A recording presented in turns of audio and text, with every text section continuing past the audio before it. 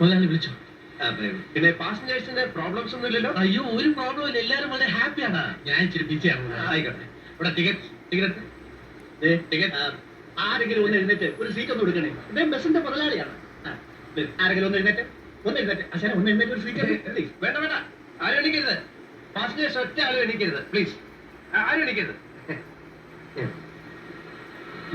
എന്താ പപ്പ ഈ കാണിക്കുന്നത്?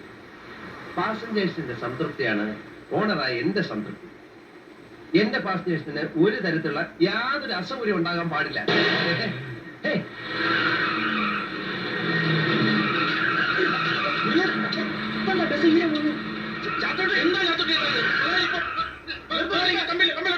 പാസഞ്ചേഴ്സിന് ഒരു തരത്തിലുള്ള അസൗകര്യം ഉണ്ടാകാൻ പാടില്ല.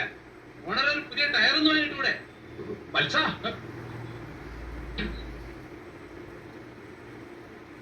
ഹലോ, ഒന്നറിയണേ, കുറച്ച് ടൈം എടുക്കും. വീലിന്റെ കാറ്റ് പോയി.